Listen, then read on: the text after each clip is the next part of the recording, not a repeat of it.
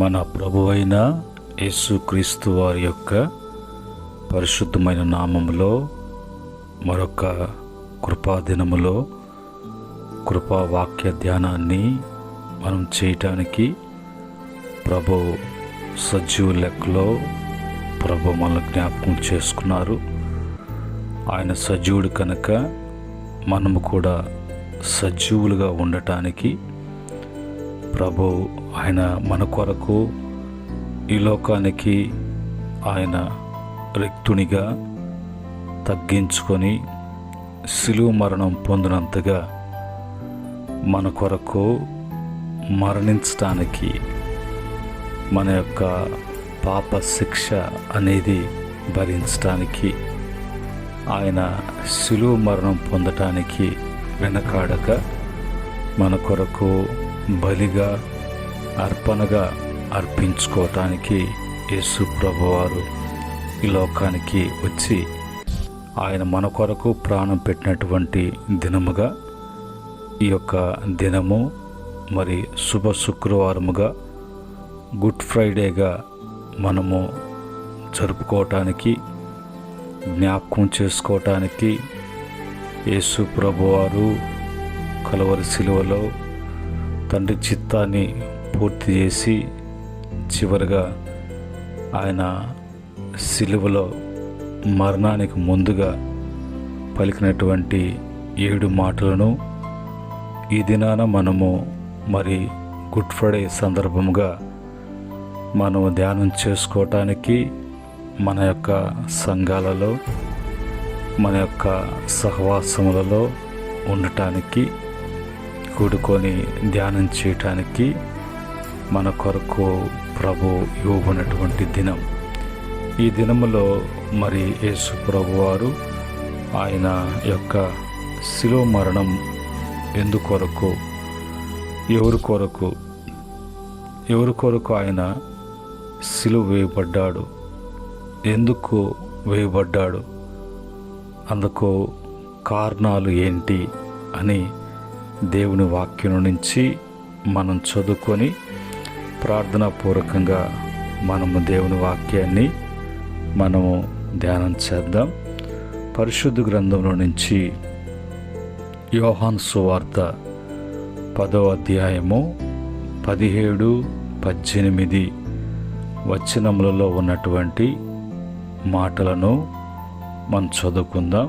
యోహాను సువార్త 10వ అధ్యాయము 17, 18 వచనములలో ఉన్నటువంటి మాటలు నేను చదువుతున్నాను. నేను దాని మరలా తీసుకున్నట్లు నా ప్రాణం పెట్టుచున్నాను. ఇందువలననే నా తండ్రి నన్ను ప్రేమించుచున్నాడు. ఎవడనూ నా ప్రాణము తీసుకొనడు. నా అంతటా నేనే దాన్ని పెట్టుచున్నాను. దాన్ని పెట్టుటకు నాకు అధికారం కలదు. దాన్ని తిరిగి తీసుకొనుటకు నాకు అధికారము కలదు. నా తండ్రి వలన ఈ ఆజ్ఞ పొందితిన నేను. ప్రేమగల తండ్రి, పరిశుద్ధుడా, మీకు వందనాలు నాయనా. ఈ సమయంలో మీ యొక్క మాటలను మేము ధ్యానం చేస్తున్నాం కనుక సహాయం చేయండి, వివరించండి. ఈ మాటల ద్వారా బిడ్డలు బలపడటానికి, ఈ మాటల ద్వారా సత్యాన్ని తెలుసుకోవటానికి, సత్యములో బిడ్డలు నిల్చుంటానికి కృప దయచేయమని యేసుక్రీస్తు నామములో అడిగి వేడుకుంటున్నాము తండ్రి, ఆమేన్.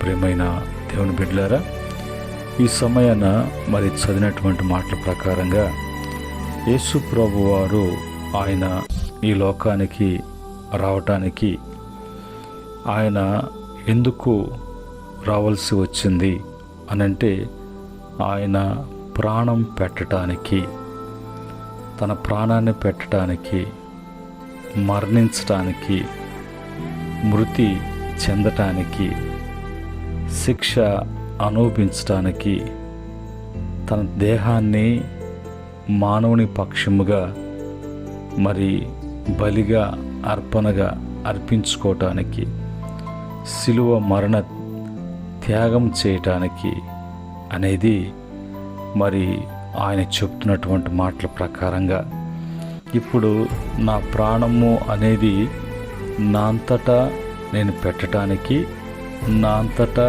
తిరిగి నా ప్రాణం తీసుకోవటానికి నాకు అధికారము కలదు, తండ్రి ఆజ్ఞ పొంది తిని. కనుక ఎవరు కూడా నా ప్రాణాన్ని తీయటానికి కానీ మరి నా ప్రాణాన్ని ఇవ్వడానికి ఎవరు కూడా అధికారం లేదు. నా ప్రాణం మీద నాకు అధికారం ఉంది. ఆ ప్రాణము అనేది నేను మానవుల కొరకు ఆ ప్రాణాన్ని నేను పెడుతున్నాను, వారి కొరకు నేను మరి నా ప్రాణాన్ని పెడుతున్నాను అన్నట్టుగా యేసు ప్రభువు వారు ఆయన సెలవిస్తున్నటువంటి మాటలు. ఎందుకొరకు ఆయన ప్రాణం పెట్టాలి, ఎవరి కొరకు ప్రాణం పెట్టాలి? ఆ ప్రాణం పెట్టడము అనేది శిలువ మీదే ఆయన ప్రాణము మరి పెట్టడం అనేది, మరి శిలువ మీదే ఆయన ఒక బలిగా ఆయన అర్పణగా అర్పింపబడాలి. ఎందువలన అని మనం బైబిల్లో నుంచి దేవుని వాక్యాలను చూసినప్పుడు మరి మానవుని కలుగు చేసిన విధము చూడగా దేవుని పోలిక స్వరూపము కలిగింది ఏది కూడా ఆయన లేకుండా కలగలేదు. సమస్తము కూడా ఆయన మూలముగా కలుగు చేయబడి ఉన్నది. సృష్టి యావత్తు ప్రభు చేశారు.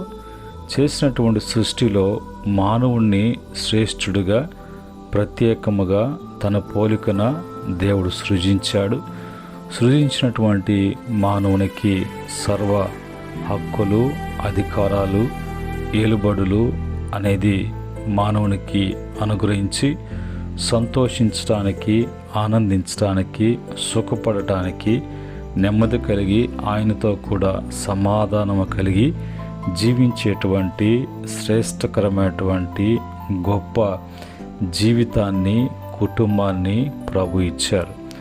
దానికి మానవుడు దేవునికి అవిధేయత చూపించి అవిధేయుడై దేవుని ఆజ్ఞను నిర్లక్ష్యం చేసి మానవుడు మరి పాపం చేశాడు.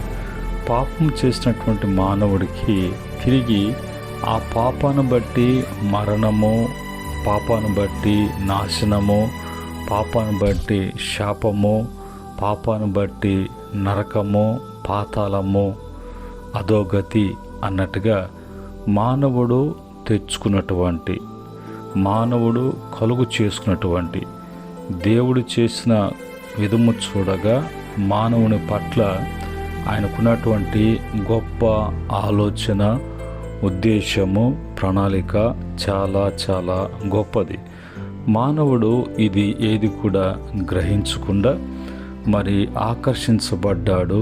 చెప్పుడు మాటలు వినటము అనేది, సందేహము అనేది అతనిలోకి కలగటానికి అవకాశం ఇచ్చినప్పుడు ఆ యొక్క మాటలు అతనును ఆలోచింప చేయటము, సందేహము కలగటము, అది సృష్టి మీద సృష్టికర్త అయినటువంటి దేవుని మీదే ఆలోచన చేసేటువంటి ఇదిలోకి మానవుడు మరి అలాంటి అజ్ఞాన స్థితిలోకి, బుద్ధిహీనతలోకి మానవుడు ప్రవేశించటం, దాన్ని బట్టి మానవుడు మరి ఆజ్ఞ అతిక్రమించటం, ఆజ్ఞ అతిక్రమమే పాపము, పాపం వల్ల వచ్చే జీతము మరణము, మరణము దేవుని కృపావరము, ప్రభువైన యేసుక్రీస్తునందు నిత్య జీవము అని రోమాపత్రికలో 6వ అధ్యాయం చివరి వచనంలో చెప్పినటువంటి రీతిగా ఈరోజు మరి మానవునికి చేసినటువంటి దేవుడే మానవుని కొరకు దిగి వచ్చి చేసిన మానవుడు చేసిన దేవుడు కలుగు చేసినటువంటి మానవుడు, ఆ మానవుడు చేసిన పాపాన్ని బట్టి ఆయనే మరి తగ్గించుకొని ఆయన ఈ లోకానికి వచ్చి మానవుని మీద ఉన్నటువంటి దోషము, పాప పరిహారము, అపరాధములు, శాపములు, రోగములు, ప్రతి విధమైనటువంటి కీడు నుంచి విడిపించడానికి ఆయన లోకానికి రక్షకుడుగా, యేసుగా, ఇమ్మానుయేలుగా, అభిషిక్తుడిగా క్రీస్తుగా రావడం అనేది ఆయన మరి ఫిలిప్పీ పత్రిక 2:5-10 వరకు చూసినప్పుడు క్రీస్తుకు కలిగినటువంటి ఈ మనస్సు అనే మాట ఏంటి అంటే ఆయన శిలువ మరణం పొందినంతగా మానవుని కొరకు తగ్గించుకొని ఈ లోకానికి ప్రభు వచ్చారు. వచ్చి మానవుని కొరకు ప్రాణం పెట్టడానికి ఆయన త్యాగమూర్తిగా, ఆయన ప్రేమమూర్తిగా ఎంత గొప్ప రక్షణ కార్యం కొరకు ప్రభు తను తానే బలిగా అర్పణగా అర్పించుకునేను. కాలము సంపూర్ణమైనప్పుడు దేవుని కుమారుడు మరి ఈ లోకానికి పంపించబడి ప్రస్తుతము మానవుడు ఉన్నటువంటి దుష్టకాలం నుంచి విమోచించడానికి మరి చేసిన పాపాన్ని బట్టి ఆయన రోగాన్ని శాపాన్ని భరించడానికి ఈ లోకానికి యేసుక్రీస్తు వారు వచ్చినటువంటిదిగా వచ్చి మరి నేను ప్రాణం పెట్టడానికి, మానవుల కొరకు ప్రాణం పెట్టడానికి, ఆ మరణము భయములో నుంచి విడిపించడానికి, ఆ క్రయధనము నేను చెల్లించడానికి, ఆ మరణాన్ని నిద్రగా విశ్రాంతిగా, ఆ మరణము అనేది నరకం కాకుండా నిత్యజీవంగా మార్చబడటానికి ఈ లోకానికి వచ్చినటువంటి యేసు ప్రభు యొక్క మరణ దినము గుడ్ ఫ్రైడేని ఈ రీతిగా మనము మరి జ్ఞాపకం చేసుకోవటానికి, జరిగించుకోవటానికి ఇదొక ఆచార సంబంధంగా సాంఘ్యంగా కాకుండా ఇందులో మనము మరి ఈ దినాన్ని బట్టి ఈ దినములో మనము ఆయన 7 మాటలు ధ్యానం చేయటంలో దాన్ని బట్టి మనలో ఎక్కడైనా దిగజారిపోయి తొట్రల్లి బలహీనమై అవిధేయులమై అజ్ఞాన స్థితిలో ఉన్నామా అనేది మరి ఈ దినాన్ని మరి ఒక ధ్యానంతో కూడినటువంటి దినముగా సరిచేసుకొని ఆ కలువరి యొక్క శిలువ దర్శనముతో ప్రభు వైపు చూస్తూ తిరిగి మరి సరిచేసుకొని బలపడుతూ ఆయన వైపు చూస్తూ ముందుకు సాగటానికి ఒక విశ్వాస జీవితము, ఒక పరిశుద్ధమైన జీవితము, ఒక భక్తి జీవితము, ప్రార్థనా జీవితము, ఒక మరి ప్రభు యొక్క క్రమములో మార్గములో నడవటానికి ఈ దినము ఆ దినముగా, అలాంటి దినముగా మనము పాటించాలి. కానీ లేదంటే జ్ఞాపకం చేసుకోవాలి, ఆ విధంగా గడపాలి. కానీ ఇందులో ఆచార సంబంధంగా అన్యులు విగ్రహారాధికులు చేసేటువంటి మొక్కుబడిగా మరి నామకార్థమైనటువంటి ఇది చూపిస్తూ ఈ ఆచారాలలో కొన్ని ప్రోగ్రామ్స్ దాని పెద్ద ఒక మరి సాంఘ్యంగా ఏది కూడా ఆర్భాటముగా ఈ యొక్క గంటల్లోనే మరి నిమిషాల్లోనే మరి భక్తిని చూపించి, బాధను చూపించి, ఇంకా రకరకాలైనటువంటి అన్ని కూడా చూపించి తర్వాత ఈ దినము ఆ గడియ దాటిన తర్వాత యథాప్రకారమైనటువంటి పాప జీవితము, లోక జీవితము, శాప జీవితము, కీడుతో కూడినటువంటి నాశంతో కూడినటువంటి మరణము, నరకము, పాతాళము అనే దానికి సమీపముగా కాకుండా జాగ్రత్త పడటానికి మనము మరి సిద్ధపడాలని ప్రభు వాక్యాన్ని బట్టి మనం తెలుసుకోవాలి.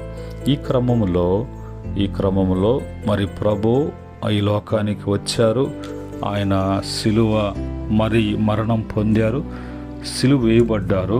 దానికి మరి ఎందుకు, ఎవరి కొరకు అనేది బైబిల్ నుంచి కొన్ని రెఫరెన్స్లను బట్టి మనం ధ్యానం చేద్దాం. మొదటిగా మరి బైబిల్లో యోహాను సువార్త మరి 3వ అధ్యాయము 14-15 వచ్చిన ప్రకారంగా మనమంతా కూడా నిత్య జీవము అనేది పొందాలి. మన జీవము మనం జీవించేది లోకములో కాదు, భూమి మీద కాదు, ఇక్కడ మనము చేయబడ్డాం. ఈ యొక్క మట్టి మహిమగా, ఈ పోలిక క్రీస్తు పోలిక, ఈ జీవము క్రీస్తు చనిపోయి 3వ దినాన లేచి మరి ఏ విధంగా అయితే పరలోకానికి ఎత్తబడ్డాడో, పరలోకానికి వెళ్ళి తండ్రి సన్నిధికి చేర్చబడ్డారో, మనము కూడా పాపములో చనిపోయి ఇంకా పాపములో జోలి అనేది లేకుండా ఆయన ఏ విధంగా అయితే లేపబడ్డాడో పాపం విషయంలో చనిపోయి నీతి విషయంలో లేపబడినటువంటి వారముగా మన జీవము క్రీస్తు కూడా పరలోకమందు దాచబడి ఉన్నది కనుక ఎప్పుడు కూడా భూ సంబంధమైన వాటి మీద మనసు పెట్టకూడదు.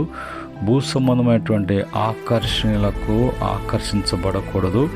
మన జీవము పరలోకంలో ఉన్నది. మనం జీవించవలసినది పరలోకము అనేది మనం జ్ఞాపకం చేసుకోవాలి.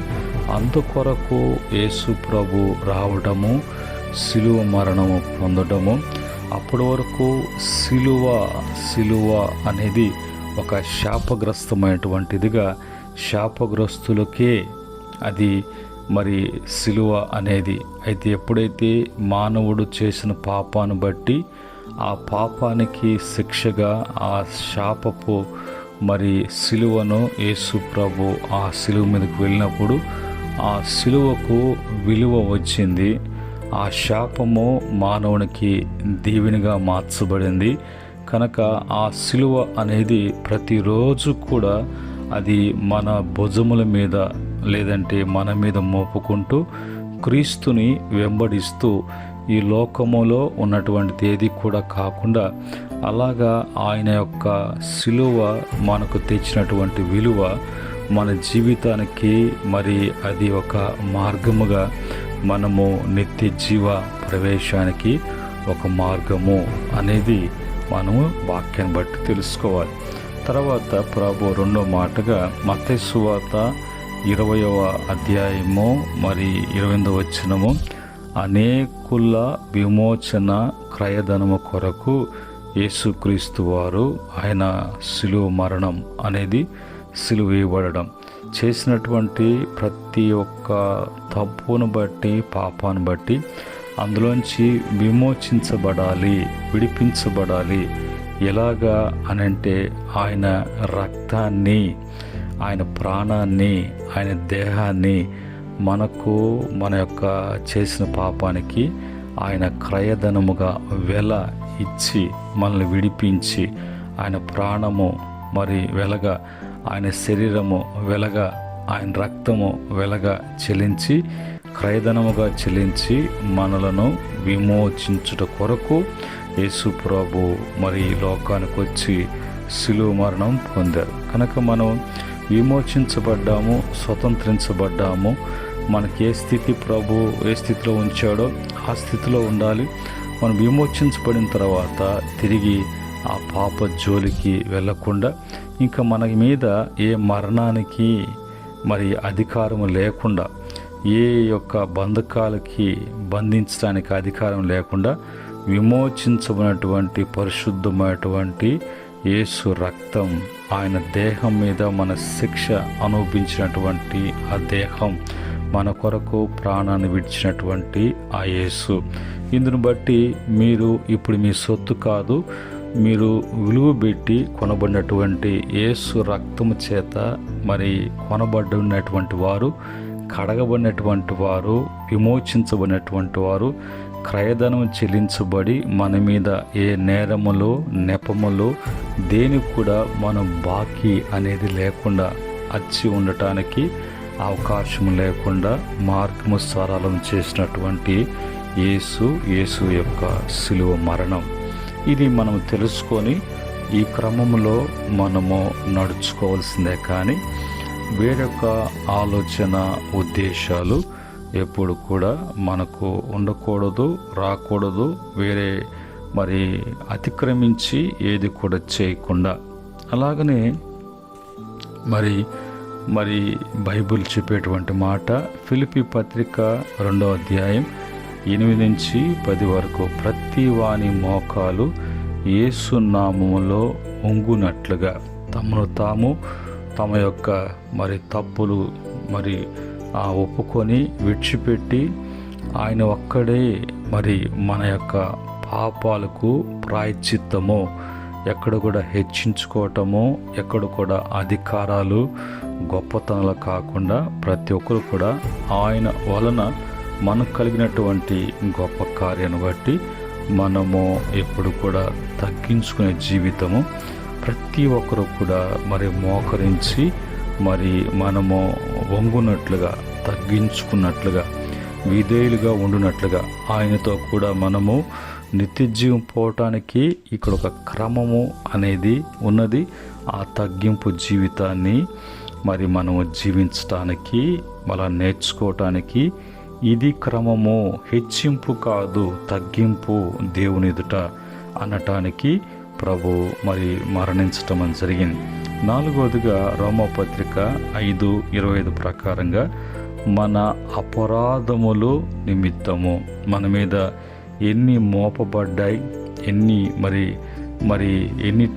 ఎన్నిటి వలన మనము అపరాధములుగా మరి మన దోషాలు అన్నీ కూడా మనల్ని పట్టి పీడిస్తూ ఈ అపరాధాన్ని బట్టి ప్రతి ఆశీర్వాదానికి, దేవుని కృపకు, దేవుని కార్యానికి, దేవుని యొద్దకు, దేవునితో అనేది సంబంధాలు తెంపేసినటువంటి మరి ఈ అపరాధముల్ని ప్రభు అన్నీ కూడా తీసివేయటానికి, తుడిచివేయటానికి, వాటన్నిటిని కొట్టివేయటానికి ఆయన మన కొరకు శిలువ మరణము పొందినట్లుగా, అలాగనే మరి బైబిల్లో చెప్పినటువంటి మాట ప్రకారంగా మరి చూసినప్పుడు 5వదిగా హెబ్రీ పత్రిక 9:26 ప్రకారంగా, హెబ్రీ పత్రిక మరి గలతీ పత్రిక 3వ అధ్యాయం 13-14 వచ్చిన ప్రకారంగా అబ్రహాం పొందిన ఆశీర్వాదము అన్యజనులకు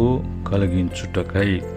అబ్రహాముతో దేవుడు మన మూలపిత్రుడు ఏమని చెప్పాడు అని అంటే, నేను ఆస్వాదిస్తాను, నీ కుటుంబాన్ని ఆస్వాదిస్తాను, నీ వంశవాళ్ళు ఆస్వాదించబడతాయి, నిన్ను బట్టి అనేక వంశవాళ్ళు ఆస్వాదించబడతాయి అని అబ్రహాముతో ఆశీర్వాదము అనేది మరి అబ్రహాము సంతానముగా బాహ్య సంబంధంగా వారు ఆస్వాదించబడినటువంటి వారుగా, ఆత్మ సంబంధంగా అన్యులుగా తృణీకరించబడినటువంటి మన మీద కూడా ఆ వాగ్దానము నెరవేర్పు, మనము కూడా వాళ్ళు బాహ్య సంబంధంగా అబ్రహాము సంతానము వంశవాళ్ళు ఆస్వాదించబడినాయి.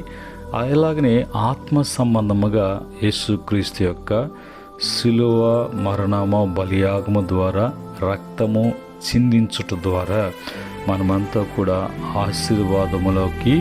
ఆశీర్వాదపు వాగ్దానము స్వతంత్రించుకోవటానికి యేసుక్రీస్తు వారి యొక్క మరణము అనేది మరి కలగటానికి. అలాగనే మరి బైబిల్లో మరి ఉన్నటువంటి మాట ప్రకారంగా యోహాను సువార్త 4:14 ప్రకారంగా దేవుని ప్రణాళికలో యేసు మరణం మరి తప్పనిసరి కనుక ఈ మరణము అనేది యేసు ప్రభు వారు పొందాలి.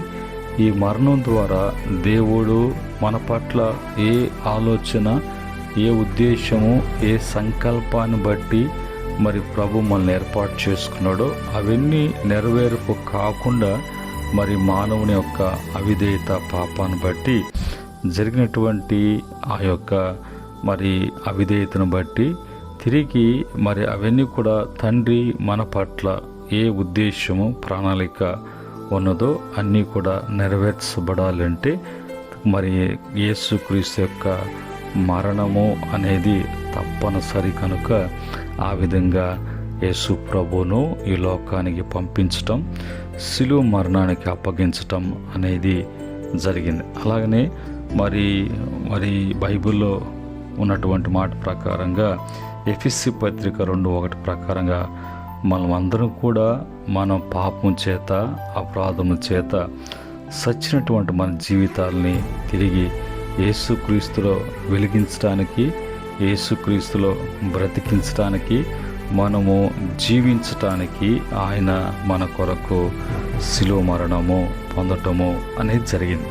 అలాగనే చివరగా రోమపత్రిక 5:11 ప్రకారంగా ఉగ్రత నుంచి రక్షించబడటానికి పాపము, అపరాధములు, చేసినటువంటి చెడు పనులు, చెడు మాటలు, చెడు జీవితము అన్నీ కూడా మరి వాటికి ఉగ్రత రావాలి, ఆ ఉగ్రతతో నాశనం కావాలి అనేది ధర్మశాస్త్రం చెప్పేటువంటిది. అయితే యేసు ప్రభు ఆయన కలువరి శిలువలో ఆయన భూమికి, ఆకాశానికి మధ్యన 3 మేకుల మీద ఏ విధంగా ఏలాడారో అలాగనే మానవుని పక్షముగా దేవునికి మానవునికి మధ్యవర్తిగా ఉండి ఆయన మరణం ద్వారా శాంతిపరచటం, సమాధానపరచటం, తండ్రితో ఏకం కావటానికి, ఆ ఉగ్రత అనేది మన మీదకి రాకుండా రక్షించబడటానికి దేవుని యొక్క సహాయము మరి ఆ విధముగా మరి కలగటానికి యేసుక్రీస్తు వారు శిలువ మరణం పొందటం అనేది. కనుక ఈరోజు మరి ఎందుకు యేసుక్రీస్తు వారు మరి ఆయన శిలువ మరణం పొందారు, శిలువ వేయబడ్డారు, శిలువలో ఆయన మరణం ఎవరి కొరకు అనేది మనకు తెలియకుండా ఈ గుడ్ ఫ్రైడేని చేసుకోవటం ఆచారంగా కాకుండా ఇన్ని అనుభవాలలో మనము జీవించడానికి, ఇన్ని అనుభవాలలో మళ్ళీ ఈ మరణానికి, ఏ పాపానికి, మరి ఏ దోషానికి, అపరాధములకి చోటు అనేది లేకుండా మనం ఈ మాటలను ధ్యానం చేసుకుంటూ, ఈ మాటల్ని మనం ఎప్పుడు కూడా ధ్యానం చేసుకుంటూ, ఈరోజు ప్రత్యేకంగా ఆ మాటల్ని ధ్యానం చేసుకుంటూ, ఆ మరణాన్ని జ్ఞాపకం చేసుకుంటూ, మనలో ఎక్కడైనా ఒకవేళ మరి మనము అవిధేయతతో దిగజారిపోయామా, ఎక్కడైనా తొట్టిల్లినామా, ఎక్కడైనా మనం మన జీవితాలు అపవిత్రపరచబడుతున్నాయా, ఏ బలహీనత మనల్ని ఏలుతున్నదా అనేది ఒకసారి సరి చేసుకొని తిరిగి బలపడటానికి. ఇది ఒక్కరోజే కాదు, మనం ఈ లోకంలో జీవించేంత కాలము సిలువ వేయబడి విలువ తెచ్చబడినటువంటి ఆ సిలువ ప్రతి ఒక్కరు కూడా ప్రతిరోజు కూడా వారి భుజముల మీద ఆ సిలువ ఉండాలి. ఆ సిలువ వెత్తుకొని ఆయన వెంబడిస్తూ ఉన్నప్పుడు ఈ అనుభవాలలో మనం ముందుకు సాగటానికి తండ్రి మన పట్ల ఉన్నటువంటి ఆ ఉద్దేశము, సంకల్పము అనేది నెరవేర్చబడి నిత్య జీవంలోకి మనమంతా కూడా వెళ్ళటానికి, తీసుకువెళ్ళటానికి, అక్కడ మనం తండ్రితో కూడా జీవించటానికి ఆ శ్రేష్టకరమైనటువంటి గొప్ప గొప్ప గొప్ప జీవితాన్ని, అనుభవాన్ని యేసుక్రీస్తు వారు ద్వారా మనకి అది కలగటానికి ఆయనను పంపించటం, ఆయన రావడం, ఆయన మరణం చెందటం, ఆయన మీద సమస్తము కూడా మోపవడం, వేసుకోవటం, భరించటం, శాపాన్ని ఆశీర్వాదకరంగా మార్చబడటానికి మన కొరకు ఈ లోకానికి వచ్చినటువంటి యేసుగా, రక్షకుడుగా, దైవ కుమారుడిగా నశించిపోతున్నటువంటి దానిని వెదికి రక్షించుటకు మనిషి కుమారుడుగా మన జీవితాలలో ఇన్ని కార్యాలు జరగటానికి ప్రభు యొక్క మహాకృపను బట్టి ఈ యొక్క అవకాశం మనకు కలిగించబడింది. ఇందును బట్టి వాక్యాన్ని బట్టి సరిచేసుకొని జాగ్రత్త పడటానికి, ప్రభువులో మనము నిలిచి ఉండి వర్ధిల్లటానికి దేవుని యొక్క సహాయము అందించబడునుగాక. ఆమెన్. మా ప్రేమగల తండ్రి, పరిశుద్ధుడా, మీకు వందనాలు. ఈరోజు మీ యొక్క సిలువ మరణము ఎందుకొరకు, ఎవరి కొరకు అనేది విషయంలో నుంచి అనేక విషయాలు బయలుపరిచారు. కనుక నామకార్థంగా, వాడికగా, ఏందో ఆచార సంబంధంగా కాకుండా నిజమైనటువంటి శుభ శుక్రవారము, గుడ్ ఫ్రైడే ఎందుకు చేసుకోవాలి, అందులో ఉన్నటువంటి ప్రత్యేకత ఏంటి, ఎందుకు ఆ విధంగా కూడుకోవాలి అనేది తెలుసుకొని భయముతో, భక్తితో జాగ్రత్తగా నడుచుకున్నటువంటి కృపను దయచేయమని ప్రభా, వింటున్న మాటలు అనేక మందికి దీవెనకరంగా మార్చమని, మహిమ తెచ్చుకోమని యేసుక్రీస్తు నామములో అడిగి వేడుకుంటున్నాము తండ్రి. ఆమెన్. పరమందు తండ్రి ప్రేమ, కుమార్ని దివ్య కృప, పరిశుద్ధాత్మ యొక్క సహవాసం కూడి ఉన్నటువంటి వింటున్నటువంటి బిడలకును, సకల పరిశుద్ధులకును, ఆయన దాసులకును సదా తోడై ఉండి నడిపించునుగాక. ఆమెన్. దేవుడు మిమ్మల్ని, మీ కుటుంబాలను దీవించి వృద్ధిపరచునుగాక. దైవాశీస్సులు మీకు కలుగునుగాక. ఆమెన్.